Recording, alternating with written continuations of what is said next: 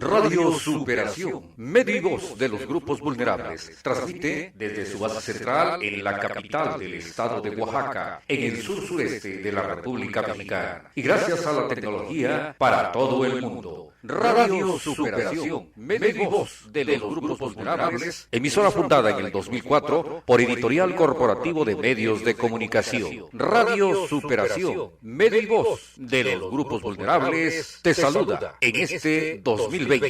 Radio Superación, medio y voz de los grupos vulnerables. ¿Cómo están, queridos amigos de Radio Superación? Desde la República Argentina los saluda Juan Pablo Peralta, corresponsal exclusivo de SMC Noticias México, Argentina, España, Brasil y Estados Unidos. Un orgullo en particular para mí y para todos los oyentes que tiene nuestra señal en este país, por ese espíritu que es el medio, la voz de los grupos vulnerables y la ciudadanía toda. Una emisora que desde 2004 fue fundada por el Editorial Corporativo de Medios de Comunicación de México y que nunca perdió esa idea de mancomunarnos, de estar unidos a través de la información, de la música, y que en todos nosotros produce un orgullo tanto como trabajadores de SMC Noticias México, de la propia Radio Superación y también oyentes. El cariño para todos ustedes. Estás escuchando Radio Superación. Hola amigos, buenas tardes, bienvenidos a su programa de Los Otros Datos, como todos los sábados a partir de las 5 de la tarde, con nuestra querida amiga y periodista Rita Valderas. Recuerden que nos pueden escuchar a través del Face de Editorial Corporativo de Medios de Comunicación y Radio Superación, medio y voz de los grupos vulnerables y la ciudadanía. También lo pueden hacer a través de nuestro sitio web en www.radiosuperacionsmc.com. Si ustedes quieren ponerse en contacto con nosotros por alguna duda, alguna sugerencia, algún comentario, lo pueden hacer a nuestro teléfono en cabina, el 951-688-6981, o también directamente en nuestra página de Facebook de Editorial Corporativo de Medios de Comunicación. Ahí hay una pestañita que dice WhatsApp, le dan clic y se ponen en contacto con nosotros. Pues bueno, le doy la bienvenida y le cedo las cámaras y micrófonos a nuestra querida amiga y periodista Rita Valderas. Hola Rita, ¿cómo estás? Buenas tardes. Hola Monse, ¿cómo estás? Buenas tardes, muy bien, gracias, acá transmitiendo desde la Ciudad de México. Sí, es un gusto saludarte y sabemos que nos trae mucha información, así que vámonos directamente con tu información. Gracias Monse. ¿Qué tal? Bienvenidos a Los Otros Datos, este es prácticamente el primer programa. Vamos a iniciar hablando de los 3 temas más importantes de la semana. Bueno, como parece de pronto una serie de Netflix, tenemos la segunda temporada de los videoescándalos. La primera la tuvimos con René Bejarano en el 2004, cuando encontraron un video, en el Mañanero lo transmitió, Proso el Payaso, en donde se veía a René Bejarano con fajos de billetes amarrados con ligas, que estaban presuntamente vinculados a asuntos electorales y al que ahora es el presidente del país, Andrés Manuel López Obrador. En esta ocasión, durante esta semana, hemos sido testigos de una guerra de videoescándalos. Por un lado, están el video que transmitieron acerca de un ex colaborador del gobernador Francisco Domínguez Servién de Querétaro, Rafael Carabeo, en donde se le ve con fajos de billetes en bolsas de plástico que presuntamente se habrían utilizado para los sobornos para aprobar la reforma energética. Y por otro lado, justamente el medio Latinos, un medio que realmente ha causado polémica por la serie de investigaciones que ha difundido acerca de distintos políticos, el periodista Carlos Loret de Mola, que transmite todos los jueves un capítulo de Latinos Originals, nos presenta un material en donde se puede apreciar al hermano del presidente Andrés Manuel López Obrador, Pío López Obrador, también recibiendo dinero en efectivo de un ex colaborador, eso es lo que se maneja, un ex operador político del ex gobernador de Chiapas, Manuel Velasco. Este personaje, David León, que en ese momento, ya lo verificamos en su declaración patrimonial y de intereses, se dedicaba a ser alguien independiente, un consultor independiente, estaba entregando en un sobre amarillo a Pío López Obrador dinero en efectivo, y parece ser que era una de muchas entregas que se estaban haciendo. Por su parte, Pío López Obrador tenía en sus manos una libreta en donde presuntamente anotaba quiénes estaban aportando a la causa. El presidente López Obrador al día siguiente, durante la mañanera, señaló que se trataba de aportaciones y que eso no es corrupción. Sin embargo, eso nos deja pensando en algunas cosas. En primera, sí se trata de una aportación. Morena ya era un partido político en ese momento, entonces se trata de una aportación ilegal. El Instituto Nacional Electoral tiene una unidad técnica de fiscalización muy importante, que es un trabajo realmente muy importante y que ha diseñado distintos mecanismos para poder fiscalizar el origen de los recursos y la forma en la que se gasta el dinero público en los partidos políticos. La pregunta es, ¿qué va a hacer ahora el Instituto Nacional Electoral? Eso es posible auditarlo, es posible fincar responsabilidades, se puede emitir una multa a Morena a pesar de que ha pasado largo tiempo. La jefa de gobierno, Claudia Sheinbaum, en la Ciudad de México ha dicho que ella también aportó a la causa. El propio presidente señaló que de hecho de las aportaciones de las personas fue que fue creciendo el movimiento de regeneración nacional y que de ahí, de esos recursos, salía su propio salario. La pregunta es, ¿qué va a pasar ahora? Porque pareciera que este va a ser el nuevo estilo en el que vamos a vernos, vamos a ser espectadores los ciudadanos de las nuevas formas de hacer política. Y también pareciera el inicio de lo que es el proceso electoral de 2021. De ese tamaño van a estar los golpes que se van a dar los opositores y el gobierno federal. Porque me queda claro que las formas de hacer política y las formas de hacer campaña se están transformando. Por eso quizá estos medios como Latinus y otros medios que también han difundido este tipo de golpes mediáticos a los políticos están tomando una gran relevancia en este país. No son nada nuevos, es un estilo de hacer política, pero digamos que este es el inicio. El presidente fue muy claro y ayer la Fiscalía dijo que van a investigar a Pío López Obrador y a todos los que están involucrados, seguramente para deslindar responsabilidades, pero insisto, el Instituto Nacional Electoral ahora es quien tendría que salir pues a decirnos algo, si es un delito, si no es un delito, para no caer en ambigüedades. ¿Qué es lo que dice la legislación electoral respecto a este tipo de aportaciones? Si son legales, si no son legales, si no tiene nada que ver con un asunto electoral, entonces realmente no hay ningún tipo de responsabilidades. Y casi enseguida, si no me equivoco, todos los involucrados en los videoescándalos de Emilio Lozoya empezaron a deslindarse y de hecho advirtieron que van a denunciar a Emilio Lozoya por calumnia. Insisto, este es un nuevo estilo de hacer política, tenemos que estar muy atentos porque pareciera que la campaña de 2021 o las campañas de 2021 van a ser quizá las más lodosas de la historia en México.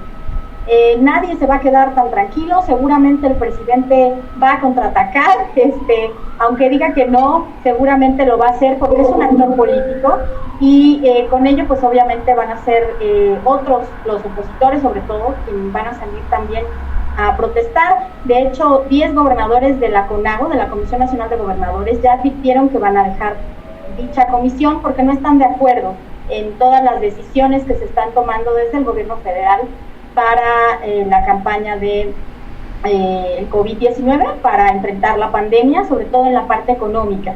Y pareciera que esta reunión que tuvieron esta semana que termina tampoco fue tan exitosa. Pero bueno, el primer tema de la semana sin duda fueron los videoescándalos que se difundieron ampliamente en redes sociales, estaban ardiendo, había una serie de hashtags y de tendencias impresionantes que llegaron incluso a ser de carácter internacional. Y también ya llegaron al ámbito del periodismo escrito y de la televisión. El segundo tema quizá tiene que ver con esta misma situación de los videoescándalos y toca al exgobernador de Chiapas, Manuel Velasco. Ahora se ve involucrado en un asunto, no se sabe a ciencia cierta si él fue el que orquestó que apareciera este video en el que aparece el hermano del presidente Andrés Manuel López Obrador, Pío López Obrador, porque posteriormente en redes sociales también circuló una foto en donde aparece Pío López Obrador con una cerveza de Islas Caimán. Islas Caimán, que es uno de los paraísos fiscales mundiales más conocidos, que no es desde luego un lugar turístico al que uno pueda ir de vacaciones ni a descansar. ¿Cuáles son estos secretos ocultos que están ahí? ¿Qué está debajo? ¿Quién está debajo? ¿Quién está detrás de estos golpes? Manuel Velasco. En realidad no lo tenemos claro. El exgobernador de Chiapas tuvo una acusación, un señalamiento después de que dejó su mandato por desvío de 685 millones de pesos que estaban destinados al gobierno de Chiapas para empoderar mujeres y para atender a grupos vulnerables, y que, según la prensa local, se fueron a trabajar ese dinero a una red de empresas fantasma. Vamos a tener información en las próximas semanas. Hemos recibido algunas documentaciones de este caso en específico. Vamos a tratar de difundir lo que sea comprobable, como les he venido diciendo. En los otros datos no vamos a difundir rumores. Todo lo que se diga aquí va a tener un sustento documental. Entonces estamos tratando de ver si realmente es posible difundir información sobre este caso en específico, sobre el desvío de recursos de Manuel Velasco. Hasta donde sé, él no ha salido a decir nada. También fue tendencia en redes sociales, igual que su esposa, porque asemejaban el asunto de los desvíos y de el video donde sale Pío López Obrador con las enfrijoladas de su esposa Anaí, quien también fue, ¿por qué no?, uno de los hashtags que se manejó en Twitter. Después de este segundo tema, el tercer tema que se vino, pues digamos, que es el más importante de la semana, sin duda es el regreso a clases. El regreso a clases que está dado en este contexto de la pandemia, que ahora va a ser a distancia, que va a ser televisivo y en el que no todos están de acuerdo. Por ejemplo, la CENTE en Oaxaca ya emitió vía conferencia de prensa, el líder Eloy López Hernández ya dijo que ellos no van a acompañar el proceso de educación televisiva porque solo profundiza las desigualdades y excluye a los maestros. Ellos están pidiendo un plan integral de educación. Sin embargo, nosotros nos dimos a la tarea de buscar algunos datos que creo que son reveladores. En principio, podemos decir que el 92.6% de la población en este país, según INEGI, cuenta con una televisión, casi el 100% de la población. En cambio, según datos del Programa de Naciones Unidas para el Desarrollo, el 44.3% de los hogares cuentan con un equipo de cómputo y solo el 56.4% tiene una conexión a Internet. Es decir, menos del 50% de la población tiene un equipo de cómputo a través del cual los niños o los adolescentes que están tomando clases puedan tener acceso a estos asuntos de las clases a distancia. Y en cambio tenemos más del 90% de la población en México que cuenta con una televisión. Yo me pregunto si más allá de estas rencillas políticas, si más allá de estas diferencias, no tendríamos que priorizar este asunto de que todo el mundo tenga acceso al medio de la televisión y así garantizar al menos que los niños y los adolescentes sigan teniendo ciertos hábitos. ¿Por qué? Inicialmente porque no tenemos fecha para cuándo regresar a las clases. No tenemos una fecha aproximada, ni siquiera aproximada, de cuándo podemos pasar a un semáforo amarillo. No tenemos fecha aproximada de nada. Tenemos que estar esperando mientras el asunto de la pandemia o la curva va aplanándose y va bajando. Lo que tenemos que hacer es adaptarnos. Entonces, habría que preguntarle a este tipo de líderes, como Eloy de la CENTE, ¿cuál es la alternativa si no es la televisión? Si más del 90% de las personas cuenta con un televisor, ¿cuál es la alternativa si no están de acuerdo? ¿Cuál sería la estrategia? Que los niños no tomen ningún tipo de clases, que no tengan ningún tipo de actividad en casa hasta no garantizar que puedan volver a las aulas. No sé, de pronto uno revisa los datos y contrastan mucho con las declaraciones de estos líderes políticos. Mientras tanto, pues los invito a que revisen la página de la Secretaría de Educación Pública en www.cep.gov.mx. Ahí está el calendario específico con los canales. Hay algunos spots, algunos tutoriales para cómo reconfigurar la televisión para que todos tengan acceso a las clases. El próximo programa vamos a tener una invitada que nos va a hablar acerca de las implicaciones que tiene este nuevo estilo de dar clases en el proceso de enseñanza-aprendizaje y que también nos va a dar algunas alternativas o algunos tips a los padres de familia para saber cómo manejar el asunto, porque finalmente son los padres de familia quienes están ahora al frente de la educación de los niños en el país, ¿no? Fíjate, Rita, que no, bueno, estábamos checando aquí que el secretario de Educación ya dijo aquí en Oaxaca que no se va a iniciar clases precisamente por esta desigualdad que hay. Si no son presenciales, ellos no van a como si se iniciara el curso, o sea, ellos no están de acuerdo hasta que sean presenciales por esta desigualdad que se tiene aquí en Oaxaca. ¿Qué tal? Apoyando al líder de la CENTE, quien en entrevista dio una conferencia de prensa, dijo que no van a acompañar este proceso. Yo sigo preguntándome cuál es la alternativa, porque es muy fácil criticar desde cierta trinchera, pero entonces hagamos una propuesta. El problema ahí está, no tenemos fecha de regreso, tenemos que garantizar que los chicos continúen con su labor educativa, con su proceso de aprendizaje. ¿Qué vamos a hacer? Si más del 90% de la población cuenta con un televisor, tenemos que hacer uso de todos los recursos que tenemos a la mano para enfrentar el contexto en el que estamos. Entonces, bueno, pues vamos a ver qué pasa en los próximos días. Ese es uno de los escenarios que ya veremos cómo va sucediendo. Las clases arrancan ya el próximo lunes. No, creo que no para todos, así como no todos estamos viviendo la pandemia de la misma forma, no todos estamos haciendo esta labor de solidaridad con todos y de el bien común y de pensar en que es más importante en este momento trascender este problema que continuar en la rencilla política. Bueno, y pasando a otro tema, tenemos algunos datos de la pandemia y quisiera darle la bienvenida, que ya está con nosotros, al doctor Pablo Gallardo. No sé si nos escucha. Sí, buenas tardes. Hola Pablo, ¿cómo estás? Déjame presentarte. Pablo Jesús Gallardo es médico cirujano, graduado en la Facultad de Estudios Superiores Iztacala de la UNAM. Es maestro en salud ocupacional y riesgos ocupacionales, el grado otorgado por la SNECA Business School, y actualmente se desempeña trabajando en la empresa Previta, la cual está dedicada al cuidado de la salud. Buenas tardes, Pablo. Muchas gracias por aceptar la entrevista. Buenas tardes, Rita. Muchas gracias por la invitación. Sí, bueno, queremos saber en principio, Pablo, ¿estamos aplanando la curva de contagios en México? Pues con respecto a la curva epidemiológica sí se ha visto una disminución, ha sido una disminución gradual, relativamente lenta, pero pues es conforme a lo esperado en este tipo de situaciones. Actualmente había una disminución de los casos, no tan evidente con respecto al día de ayer, hubo apenas una disminución del 1%, pero ha sido de manera gradual, muy lentamente. Ok. Oye, Pablo, y si bien es cierto que han disminuido, como tú dices, de manera gradual los contagios, ¿por qué hay tantos muertos? ¿Cuáles serían las razones a partir de las cuales nosotros podemos explicarnos por qué hay tantos muertos? Ocupamos el tercer lugar a nivel mundial en número de muertos, con más de 56,000. ¿Por qué hay tantos muertos?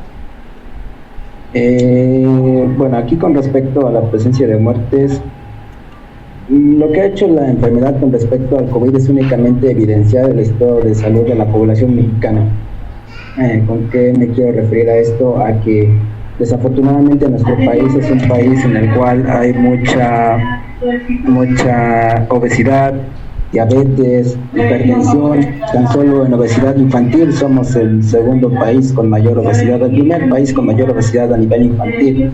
Entonces lo único que ha hecho la epidemia en este caso es evidenciar el mal estado de salud de la población. Entonces aquí si estamos hablando de muertes es porque desafortunadamente esta enfermedad del COVID se aprovecha de este tipo de circunstancias, de este tipo de lo que llamamos comorbilidades. Entonces afecta a este tipo a grupos vulnerables que tienden a mayor predisposición de fallecer que, por ejemplo, una persona sana, o en este caso los niños, que prácticamente se ha visto que la muerte en los niños es muy escasa, muy raro verlo. Entonces, la cantidad de muertos se lo podemos atribuir básicamente a las comorbilidades. No sé, la palabra me cuesta trabajo, a este tipo de enfermedades crónicas, ¿no? A la diabetes mellitus, al cáncer, al VIH y a otras enfermedades que son crónicas, a la obesidad misma. ¿Es así? Sí, principalmente tres, lo que es la hipertensión, la diabetes y la obesidad, que desafortunadamente en nuestro país pues es uno de los primeros lugares a nivel mundial.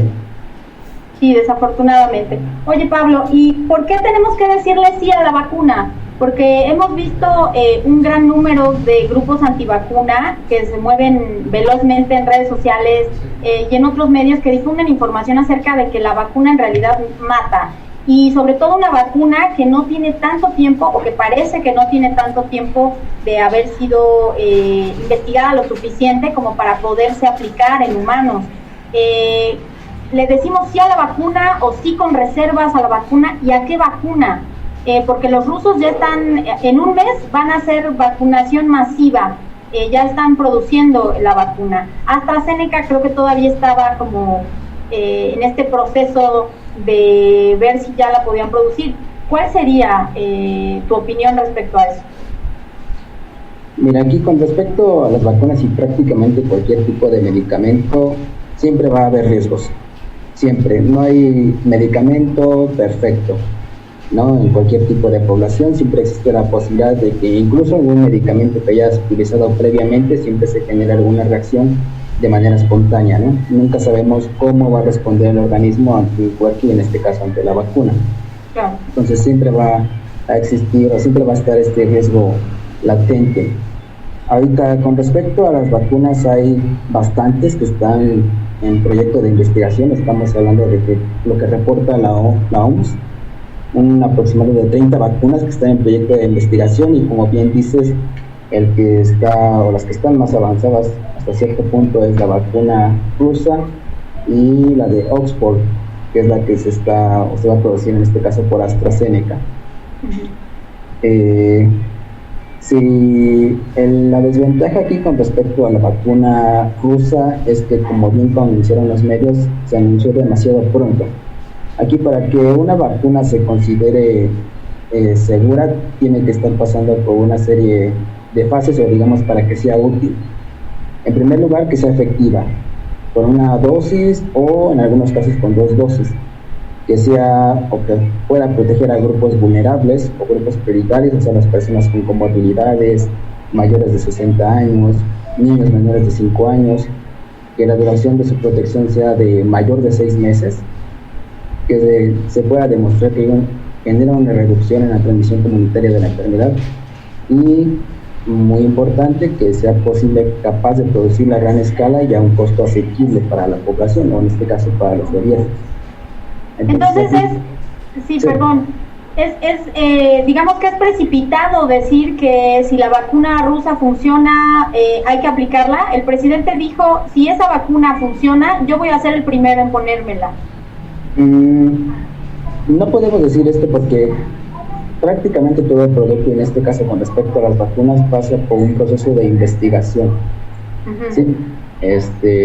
Estamos hablando prácticamente, si somos de manera muy general, 3 fases. En la primera fase, en la cual se aplica a grupos muy pequeños, estamos hablando de grupo control de 20 a 80 personas. Aquí se evalúa la seguridad de la vacuna, si tiene un buen alcance inmunológico. Si pasa esta fase, se hace pasar a la segunda, en la cual ya estamos hablando de cientos de personas, en las cuales ya igual se estudia su seguridad, la capacidad inmunológica que tiene, la dosis que puede llegar a ser útil, y es cuando podemos intervenir grupos placebo y grupos control, o sea, un grupo en el cual se le aplique la vacuna y un grupo en el cual no se le aplique la vacuna o algún otro medicamento que no se haya demostrado que no genere inmunidad.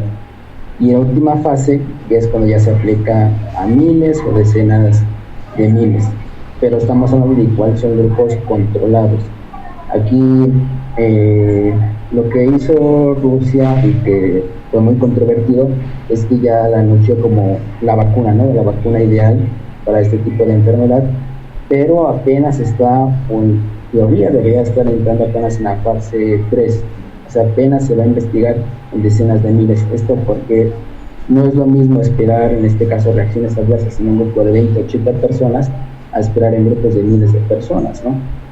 Claro. Entonces aquí el hecho de que, o el comentario que mencionaste, pues es muy precipitado decir de que si funciona esta me la voy a aplicar, no, hasta que ya se haya demostrado que es segura, y en este caso que haya muy pocas reacciones adversas, que sí va a haber, existe la posibilidad, pero en grupos muy pequeños, a pesar de que se apliquen miles, hasta ese entonces podremos decir que la vacuna es segura. Bueno, eso va a llevar tiempo, ¿no? Eso va a llevar tiempo, Pablo. No puede ser en un mes, como lo está preparando ya Rusia, hacer vacunación masiva en un mes. Eso va a llevar tiempo. Sí, estamos hablando de bastante tiempo. Aquí la vacuna que hasta el momento se ha producido y se aplicó de manera más rápida en un periodo de 12 meses fue la vacuna para el ébola. En este caso se aplicó de manera muy especial en grupos donde se le aplicaba a una persona y si se veía que no se enfermaba a pesar de estar rodeada de otras personas con ébola, se consideraba segura. Pero estamos hablando de 12 meses. Hasta antes de esta vacuna pues no hay ninguna más rápida, que se haya producido más rápida. Entonces sí estamos hablando de que todavía falta un poco de tiempo. Ok. Oye, Pablo, y en este contexto de la nueva normalidad, ¿cuáles dirías tú que debían ser las acciones de higiene y de protección que debemos seguir manteniendo a pesar de que ya estemos en un semáforo verde? En tu opinión, ¿cuáles serían esas actividades que valdría la pena rescatar o que valdría la pena mantener para garantizar que en un futuro no muy lejano pudiera haber un rebrote de COVID-19? Aquí, bueno, yo en lo personal no lo llamo como nueva normalidad, lo llamo como nueva realidad, porque ya no vamos a regresar a la normalidad como lo era antes, ¿no? O sea, ya vamos a tener que ser más cautos con respecto a nuestra salud, vamos a tener que salir con mucho más cuidado. Aquí las personas con los enfermas sí van a tener que mantenerse en su hogar, aunque no sea por el coronavirus, por otro tipo de enfermedad, sobre todo para comenzar a aislar cualquier tipo de agente infeccioso. Entonces, aquí para adaptarse a esta nueva realidad, hay que seguir toda una serie de medidas, como bien comentas. Se tiene que mantener lo que es la higiene de manos, que es algo vital para prácticamente contener cualquier tipo de infección, sea respiratoria, sea intestinal, sea de vías urinarias. O sea, el lavado de manos es vital. Eso es importante, hay que mantenerla, aunque sea con gel antibacterial o principalmente con el jabón. Otro va a tener que ser mantener el uso de cubrebocas. Esta sí es una medida que se puede considerar a lo mejor muy prolongada, pero sí, por ejemplo, en temporada invernal, cuando se presentan este tipo de infecciones respiratorias con mayor facilidad, sí tratar de fomentarlo para tratar de disminuir los contagios ante este tipo de infecciones. El uso de careta, sí. ¿Tú dirías que el uso el lavado de manos y el uso de cubrebocas son dos elementos que debemos seguir manteniendo a pesar de que estemos en un futuro, espero ya no muy lejano, a mediano plazo quizá, estemos en semáforo verde? Sí, aunque se encuentre en semáforo verde, serían medidas de higiene adecuadas que sí tendrían que mantenerse. Esto no, o sea, porque no estamos hablando de que yo solo me cuido al hacer este tipo de medidas, sino que te cuido a ti, cuido a mi familia, cuido a todas las personas que me rodean, que es desafortunadamente algo que no se ha llegado a comprender. O sea, este tipo de medidas es porque no solo soy responsable de mi cuerpo, sino que estoy siendo responsable de las personas que se encuentran a mi alrededor. Entonces sí tenemos que mantenerlas, principalmente estas dos, el lavado de manos y el uso de cubrebocas. Ya si quieres más medidas más específicas, a lo mejor sí el distanciamiento social, en algún punto claro se va a tener que retirar, el uso de la careta se va a tener que retirar, pero ahorita de manera prolongada o mediano o largo plazo, el uso de cubrebocas y el lavado de manos, y en este caso también otro que le agregaría sería el aislamiento o el autoaislamiento. Cuando una persona está enferma, sí tendrán que ser medidas obligadas ante prácticamente cualquier tipo de proceso infeccioso, que habría que mantener. Claro. Oye, Pablo, una última pregunta, y es una pregunta obligada. ¿El gobierno está manejando o ha manejado hasta ahora bien la pandemia o no? ¿Y por qué? Aquí, con respecto al punto actual en el cual nos encontramos, sí consideraría que hay un adecuado control, el cual sí difiero que no se realizó adecuadamente en un principio. En un principio sí fueron medidas un poco laxas, sí considero que hubiera sido necesario medidas un poco más restringidas, o sea, haber un mayor control con respecto a aeropuertos, un mayor control con respecto a la movilidad desde un principio haber fomentado el uso del cubrebocas, que es algo que apenas ahorita en el semáforo rojo se comenzó a instaurar, o en el semáforo naranja que apenas se comenzó a instaurar. Entonces, considero que algunas medidas sí fueron realizadas adecuadamente, pero hay otras que desafortunadamente se realizaron de manera muy tardía. Y esto sí fomentó que prácticamente la infección se esparciera como un boom, o sea, de la noche a la mañana comenzaba a haber incremento exponencial de casos, y esto fue en parte porque fue un control muy laxo por parte del gobierno y en parte por la falta de educación a nivel de salud de la población, que desafortunadamente es algo que impera en nuestro país. Claro. Oye, Pablo, pues te agradezco mucho la conversación. Espero que no sea la última vez que tengamos acá para conversar de otros temas, otras enfermedades y de algunos temas que nos harán llegar seguramente por redes sociales. Muchas gracias. Hasta pronto. Gracias a ti, Rita, por el espacio. Bueno, ya tuvimos la opinión del doctor Pablo Gallardo, quien nos recomienda seguir con este asunto del lavado de manos, el cubrebocas y el autoconfinamiento, si es que estamos con algún síntoma de COVID, que creo que son 3 elementos muy importantes, dado que en nuestro país no han hecho pruebas COVID. Tenemos el reporte de la pandemia, los números de la pandemia para el día de hoy. Voy a compartirles la imagen. Lo que tenemos es que el día de hoy, más bien al corte de ayer, los Estados Unidos sigue ocupando la primera posición con el número de contagios que rebasan los más de 5 millones, específicamente son 5.796.587 contagios. Le sigue Brasil con 3.536.488 contagios. India, que ya está en una posición bastante fuerte, está por rebasar a México en el número de muertos, de hecho, con 2.973.368 contagiados, y en México está en la 7ª posición con 549.734 contagios. Vamos a subir el reporte de los contagios y del número de muertos a las redes sociales de SNC, estén pendientes. Los países con más muertes en el mundo, el top 10, tenemos Estados Unidos ocupando la primera posición todavía, con más de 179.000 muertos, Brasil con más de 113.000 muertos, le sigue México en la 3ª posición con más de 59.000 muertos, estamos por llegar a los 60.000 muertos, le sigue India, que les decía hace un momento que puede rebasar a México con más de 55.000 muertos, y en la última posición está Irán con un poco más de 20.000 muertos. Los países con más muertos reportados al día de ayer, Estados Unidos con más de 1.000 muertos, 1.168 muertos para ser exactos, Brasil con 1.031 muertos, la India con 953 muertos, México con 504, es lo que nos decía el doctor hace un momento, el doctor Gallardo, ha ido bajando, ha ido disminuyendo progresivamente. Recuerden que el fin de semana los datos siempre son menores, porque no se actualiza el sistema, hasta lunes o martes es cuando el sistema está actualizado. Entonces, bueno, México ocupando la 4ª posición con 504 muertos. En último lugar está Indonesia con 82 muertos.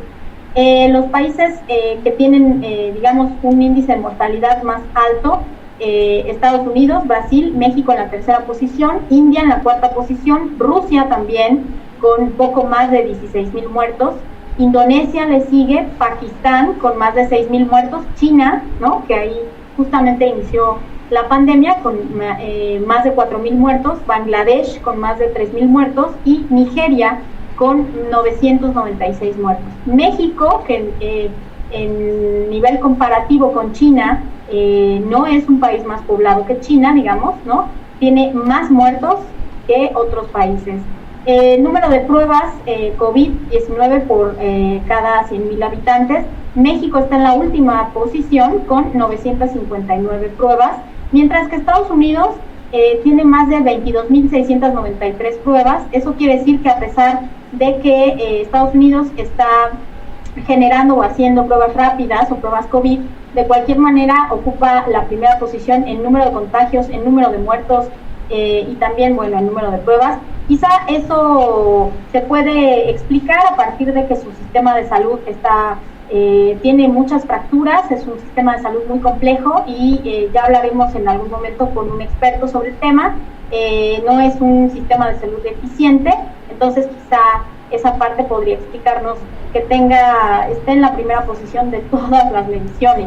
La tasa de recuperación, pues Chile tiene el 93% de recuperados, mientras que otros países como Canadá tienen el 89%, México tiene solo el 68% como tasa de recuperación de los infectados de COVID. Las causas de muerte en el top 10 a nivel global, las enfermedades del corazón ocupan la primera posición con más de 149,000, la diabetes mellitus con más de 101,000, los tumores malignos con más de 85,000 y el COVID-19 con más de 59,000. En México, efectivamente también el COVID ocupa la cuarta posición después de la diabetes mellitus. En Oaxaca, el número de contagios por entidad, Oaxaca está, digamos, en el punto medio de todos los estados.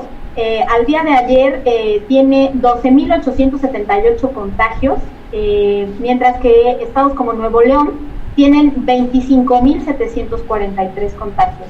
Es decir, Oaxaca está en la media, está entre los estados que tienen un número promedio, digamos, está en el promedio de contagios de un poco más de 12,000, que de cualquier manera es un número bastante grande. En la Ciudad de México, por ejemplo, tenemos más de 10,000 muertes. Entonces, bueno, sí es como un asunto bastante delicado. Esos son los números de la pandemia. Vamos a ir compartiendo la exclusiva de los números previos a la pandemia para que entonces ya les pueda actualizar cómo estamos al día de hoy. Sin embargo, tomen en cuenta este dato que les estoy dando respecto a que el fin de semana los números siempre disminuyen. Y bueno, vamos a pasar al siguiente tema. El día de hoy tenemos otro invitado que nos va a hablar sobre un tema muy sensible que nos interesa mucho a las mujeres, también a los hombres, desde luego, no quiero excluirlos. Tenemos como invitado al maestro Carlos Eduardo Cornejo Ballesteros. Carlos, ¿nos escuchas? Sí, los escucho muy bien, Rita, aquí estamos. Muy buenas tardes. Buenas tardes, déjame presentarte. Bueno, Carlos es maestro en Sociología Política por el Instituto de Investigaciones José María Luis Mora. Se ha desempeñado como investigador en temas de estudio de género en el Consejo de la Judicatura y en el Instituto Politécnico Nacional, en donde además impartió los talleres de sensibilización sobre el lenguaje incluyente, paternidad y nuevas masculinidades, y como servidor público ha desempeñado puestos en la Dirección de Igualdad de la Secretaría del Trabajo y Previsión Social en el ámbito federal y también en el INDEPEDI de la Ciudad de México. Bienvenido, Carlos. ¿Qué tal? Pues muchas gracias, Rita, por la invitación. También muchas felicitaciones por este nuevo proyecto. Espero que traiga muchas satisfacciones y en lo profesional, en lo personal, y que también pues aliente el debate, aliente el diálogo y que pues bueno sea una plataforma para que las personas conozcan de temas, ¿no?, de coyuntura nacional, y que aparte pues pueda ser una parte importante, ¿no?, de este proceso de comunicación y de interacción que es tan necesario en estos momentos. Y pues muchas gracias por la invitación, aquí estamos. No, gracias a ti. Oye, la pandemia pareciera haber puesto una pausa a las protestas que se vivieron en México durante los primeros 3 meses del año, en el que pues las mujeres demandaban un alto índice de violencia en su contra. ¿Qué ha pasado en este sentido durante estos 5 meses de pandemia? Pues sí, la verdad es que bueno, como recordarás, pues, ¿no?, el 25 de marzo se dio esta gran congregación, ¿no?, y que la verdad es que a mí, y yo creo que en el ambiente nacional, pues fue sumamente bien recibida, ¿no?, la congregación que se dio en aras del Día Internacional de la celebración de la conmemoración del Día Internacional de la Mujer, y aparte se dio en esta coyuntura, ¿no?, de un enorme reclamo, ¿no?, a lo que fueron pues sucesos nacionales que tuvieron gran repercusión, ¿no?, en el clima, ¿no?, nacional, como el de la niña Fátima, ¿no?, como estos otros casos, ¿no?, de que retumbaron muy fuerte, ¿no?, a inicios del año, y que simplemente fueron como pues sí, eventos que llegaron como, ¿no?, a crispar más el ambiente de una situación por lo demás ya muy de urgencia nacional en el tema de la violencia que sufren las mujeres. Y pues bueno, ¿no?, irrumpió justo el confinamiento de la pandemia, y pues con eso pareciera que del debate nacional y de las esferas de lo político, ¿no?, se dejó de hablar un poco del tema, pero lo cierto es de que entre más se dejó de hablar del tema, el confinamiento y la interacción, ¿no?, que se dio en los espacios domésticos, pues hizo, ¿no?, precisamente que se diera este caldo de cultivo para este incremento que sin duda ha habido, ¿no?, en la violencia durante este periodo de pandemia. Digo, nomás como un dato que hay es de que de enero al mes de junio, ¿no?, se duplicó en 20% más o menos, ¿no?, las solicitudes de ayuda que se dieron a algunos refugios o a los mecanismos de protección a las mujeres, lo cual claramente nos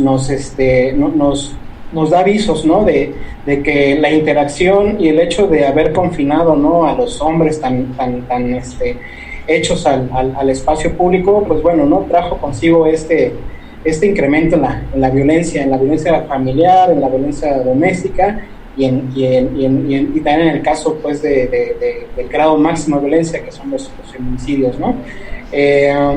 Creo que pues sí, el poner, ¿no?, al hombre en una situación en la cual no está acostumbrado, ¿no?, a mantenerse, ¿no?, en el centro, ¿no?, del espacio doméstico, y el hecho como de sujetarlo a interacciones, ¿no?, que no son las que están más acostumbrados a tener, ¿no?, que es con los hijos, las hijas y con sus esposas.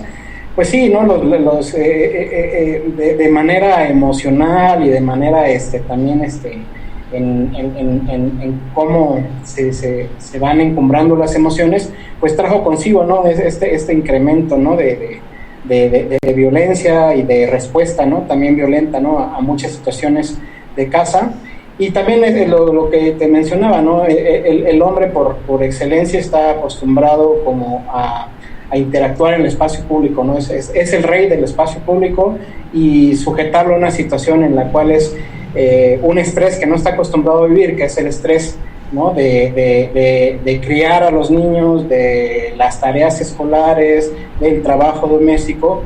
Pues bueno, ¿no?, de repente se crea esta posibilidad, ¿no?, de la reacción violenta, ¿no?, de los hombres, ¿no? Y creo que aparte lo que hemos visto, pues bueno, no es esta insensibilidad también de parte de los actores políticos, y no solamente digo a nivel federal, sino digo también a nivel, digamos, local. Claro, sobre eso te iba a preguntar precisamente, ¿cómo ha sido la respuesta del gobierno y de las instituciones, no solo del gobierno federal, también de los gobiernos locales, en la atención, pues, de la creciente violencia de género en los hogares mexicanos en este momento de pandemia? Claro. Pues creo que no se puede generalizar, pero realmente, o sea, sí podríamos como señalar que, digamos,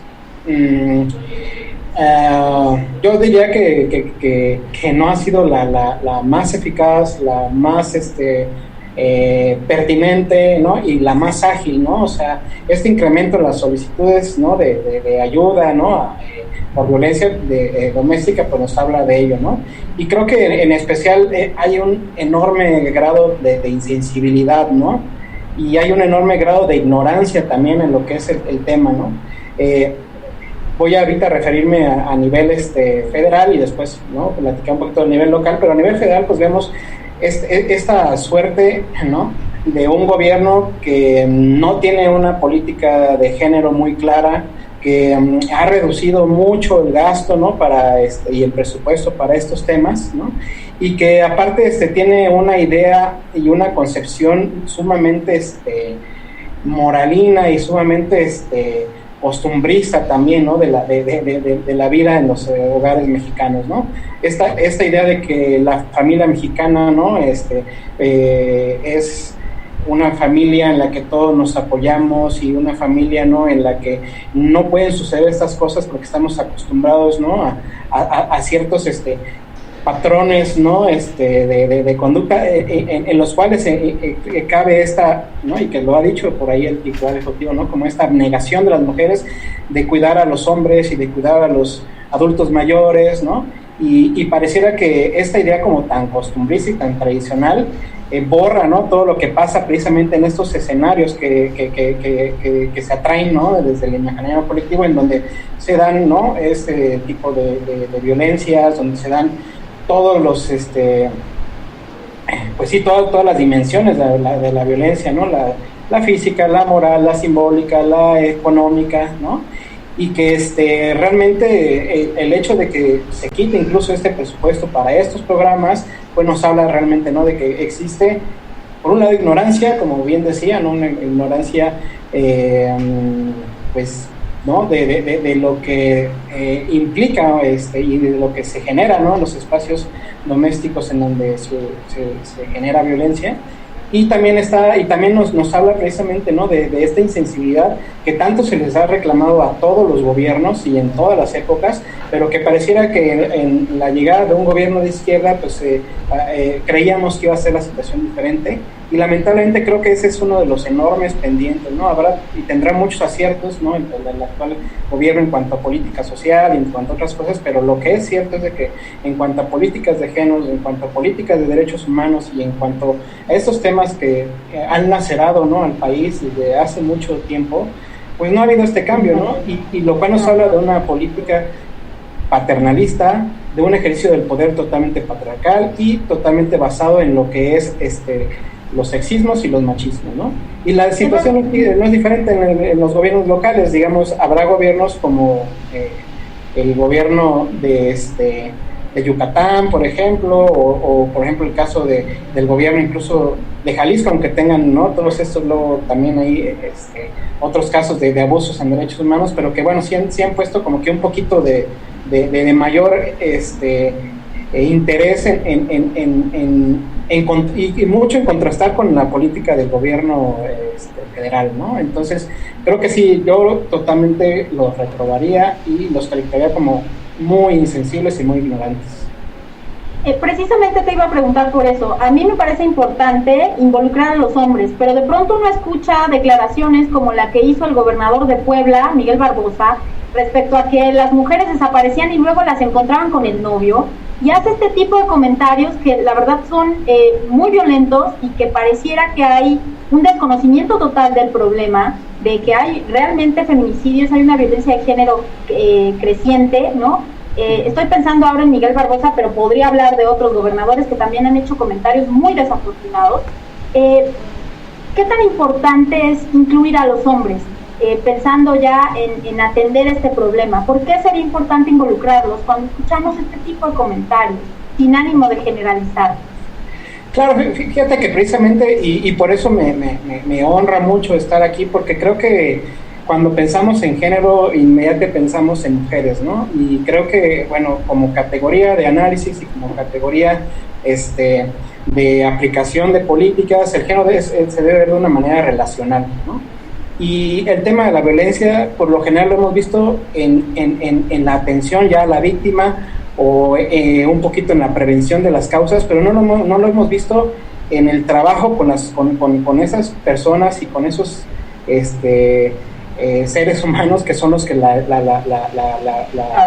cometen, ¿no? Y al final de cuentas, en la mayoría de los casos somos nosotros varones, ¿no? Entonces, creo que realmente por eso es muy importante, ¿no? La participación de los hombres.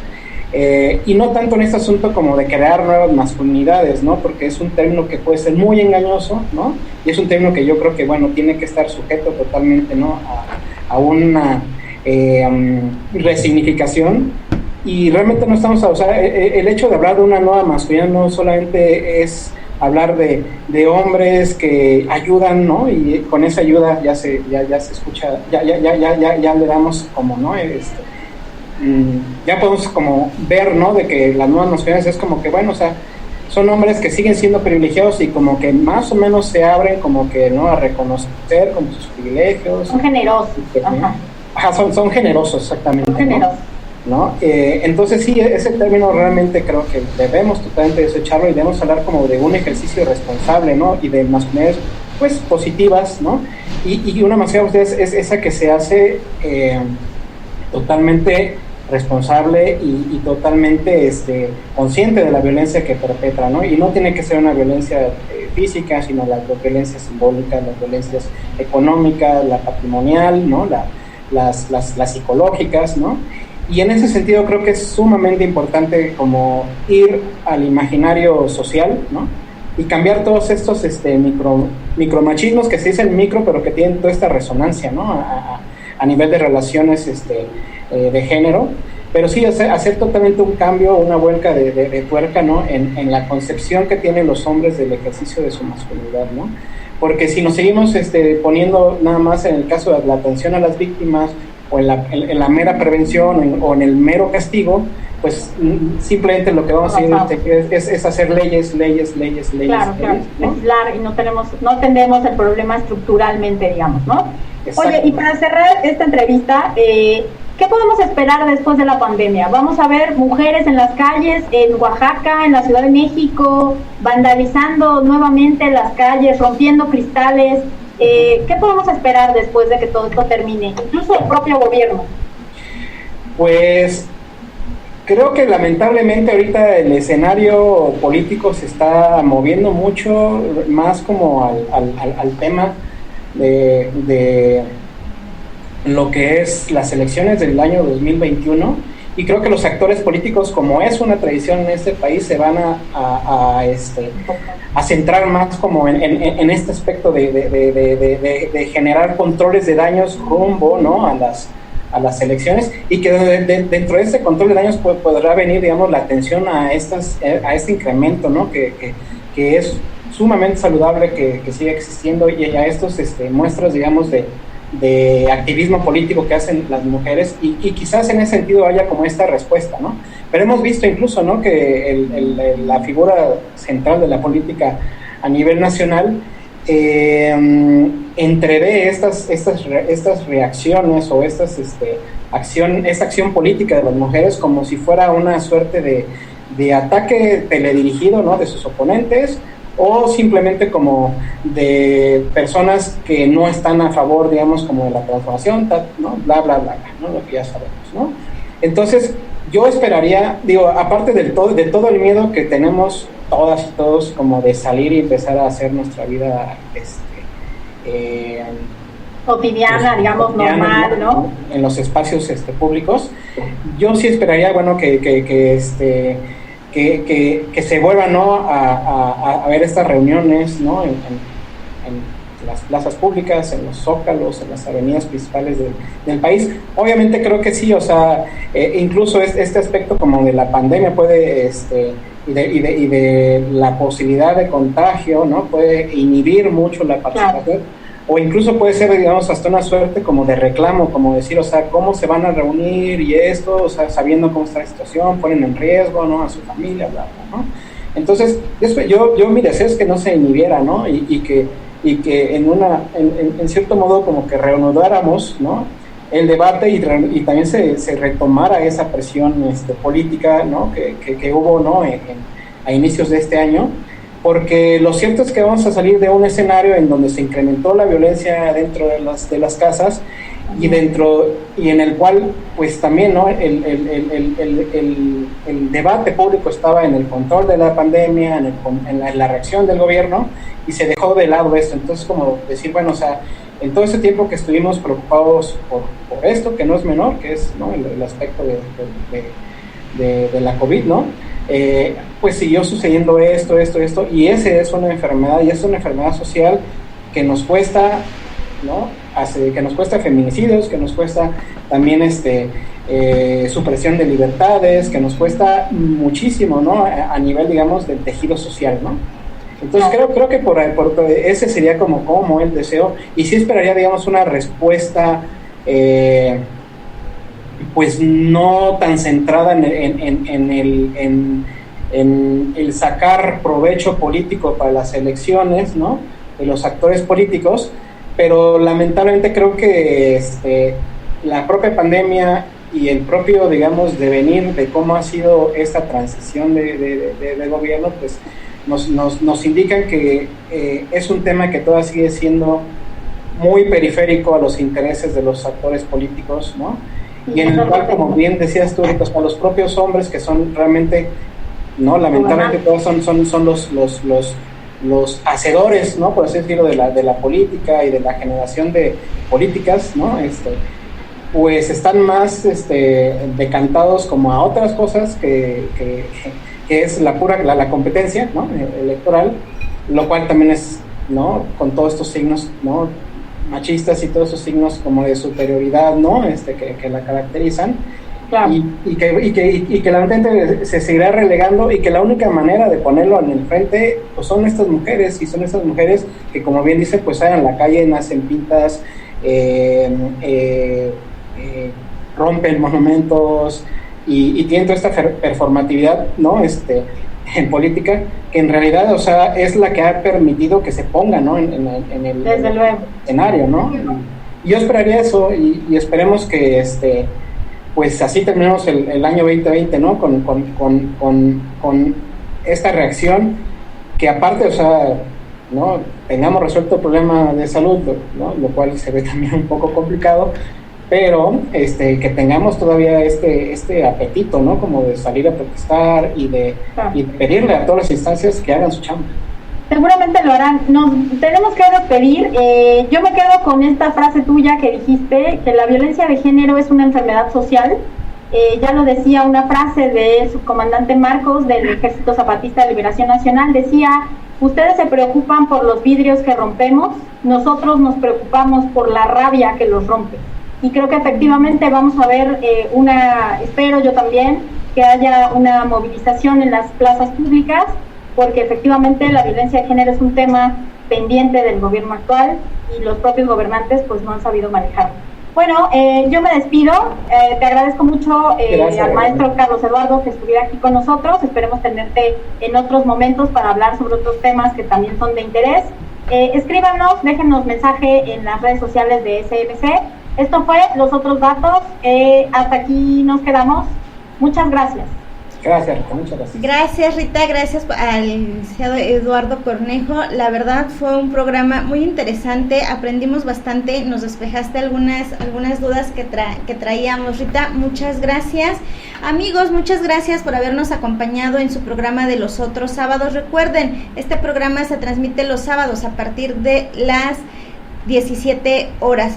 Recuerden que lo pueden ver a través de nuestro sitio web de www.radiosuperacionsmc.com o en nuestro Face de Editorial Corporativo de Medios de Comunicación y Radio Superación, medio y voz de los grupos vulnerables y la ciudadanía. Si ustedes quieren ponerse en contacto con nosotros, para una sugerencia, algún comentario, alguna duda del programa, lo pueden hacer a través de nuestro teléfono en cabina, que es el 951-688-6981, o a nuestro correo electrónico de radiosuperacioncmc@gmail.com. También ahí en nuestro Face hay una pestañita que dice WhatsApp y nos pueden enviar un mensaje. Pues muchas gracias por habernos acompañado en el programa de Los Otros Datos con la gran periodista Rita Valderas. Rita, te comento rápidamente, por favor, que no cortes la comunicación con nosotros.